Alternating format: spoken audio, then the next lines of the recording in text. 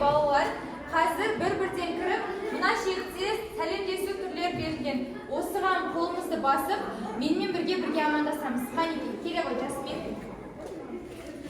Келе ғой. Жарайсың, орнына отыра ғой. Заманбек. Келе ғой, жарайсың. Даниэль. Алинур. Аха. Нұртас. Орындарына отыра қойыңдар. Аха. Аха. Әкел десті. Жарайсың. Отыра ғой. Алима. Аха. Жарайсың. Отыра қойыңдар. Кезектесін балалар. Біздің өтетін тақырыбымыз 53-ші сабақ шамалардың бірліктерін түрлендіру және мәндерін салыстыру. Сабағымызды бастамас бұрын біз өткенді қайталап алайық. Өткен тақырыпта біз сағат тақырыбын өткен болатынбыз. Қай ұяшықтан дейсің? Екінші. Сағат қаншаны көрсетті бұл жерде? Сағат 3:30-ды көрсетіп тұр. Жарайсың. Ұяшық. Али, қайсысын таңдайсың? Оныншы. Қазір. Бәріміз қарайықшы, бұл жерде сағат нешені көрсетіп тұр? 10:30. Дұрыс айтасың. Жарайсың, отыра ғой. Келесі ұяшық. Сағат нешені көрсетіп тұр екен бұл жерде? 15 кетті. Жарайсың, 3-тен 15 кетті, иә? 8:00-ды көрсетіп тұр. Жарайсың, отыра ғой. Бұл жерде сағат 8:00 екен. Дұрыс па балалар? Иә. Дұрыс. Келесі, Димаш. Қайсың таңдайсың? Бұл жерде сағат нешені көрсетіп тұр? 8:30. Жарайсың, 8:30. Және де соңғы 2 ұяшық қалды. Қуаныш. Қайсың таңдайсың? Астындағысын ба? Сағат 3-ті көрсетіп тұр. Жарайсың. Демек, бұл жерде сағат нешені көрсетіп тұр? Қай сәт? 23:30-да көрсетіп. Жарайсың. Тұрып алайық. Бізде қандай өлшем бірліктері бар? Ұзындық өлшем бірліктері дұрыс. Одан кейін екінші. Уақыт өлшем бірліктері бар. Дұрыс. Енді бұл жерде бізге ұзындықтың белгілерін, өлшем бірліктерін қой деген. Ендеше бізге ұзындықтың өлшем бірліктері қандай екен? Бізге қандай бірліктер керек болады? Сантиметр, метр.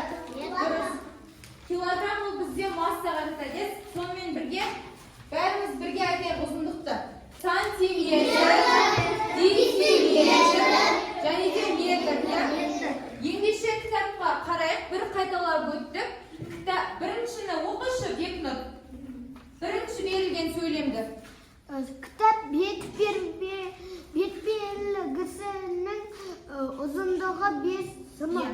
5 сантиметр бізде. Бұл жерге қандай қоямыз? Сантиметр, метр немесе дециметр? Сантиметр. Себебі бізде кітабымыз ол өте ұзын болмайды. метрге қарағанда кішкентай, дециметрге қарағанда кішкентай. Сол себепті бұл жерге сантиметр, яғни см деп жазамыз. Келесі екінші сөйлемді кім оқиды? Қуаныш оқиды. Тақтасында ұзындығы 3 метр. Дұрыс.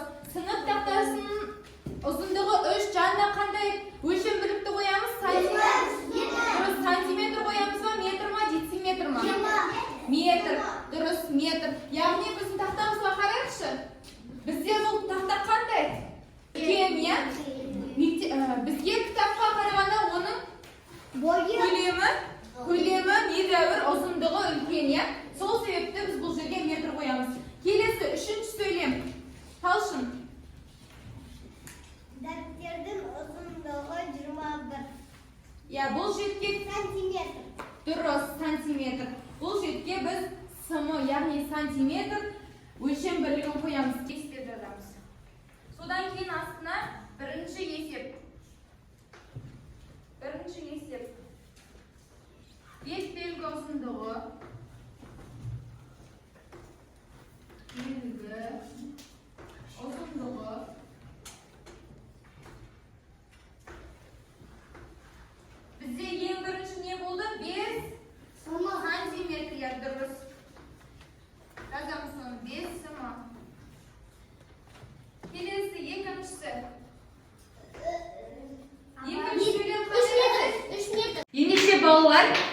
Қазір біз бәріміз бірге сергіту сәтін жасап алайық. Ол үшін бізге қолымызға қараташ аламыз және де орнымыздан тұрамыз. Барлықтарымыз қанекей орнымыздан тұрайық. Тақтада берілген жазу өрнектерін бірге сызатын боламыз. Ауада. Қайталаймыз бірге. Ауаға бастырып жазу. Жарайсыздар. Тезірек енді. Бас жағынан бастаймыз. Сызып және де көлденең. Тездетеміз. Мынау біздің ең суреті, қыздың суреті. Келесі бізде балалар топтық жұмыс, иә? Қазір сендер 3 топқа бөлініп отырсыңдар ғой. Бірінші топ, екінші топ, үшінші топ. Қазір сендерге осы 5-ші есепті мен топтық жұмыс ретінде берем. Яғни бұл жерде орнына тиісті санды қою керек. Мына 4 бұрышты квадраттың ішіне өлшем бірлігін немесе санды қоямыз, иә? Қазір бірінші топқа, екінші топқа, үшінші топқа берем. Топпен бірге бірігіп жұмыс жасаймыз. Қанекей. Келеміз, барлығымыз жиналып. Бірінші топ, екінші топ, барлығымыз топтасып бірлесе жасаймыз. Және де үшінші топ.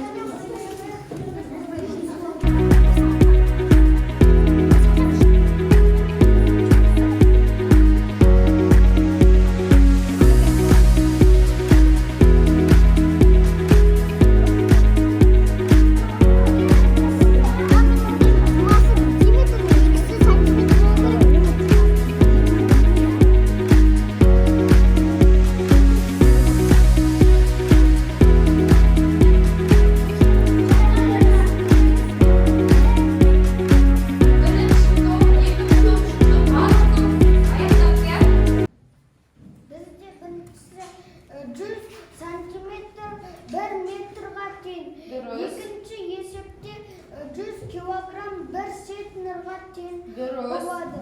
1 сағат 60 минутқа тең. 2 метрға 20 дециметр 0 сантиметр. Сантиметр 0 дециметр 8 метр.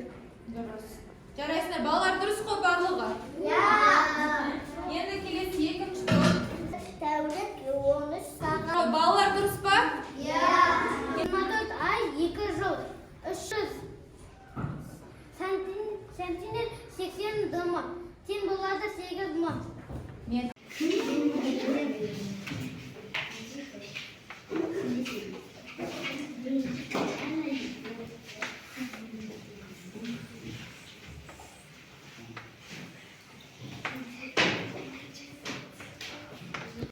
Келесі бізде балалар жұптық жұмыс. Яғни біз 6-шы есеп, салыстыр есеп берілген, я? Осы есепті мен сендерге карточкалар ретінде алып келдім.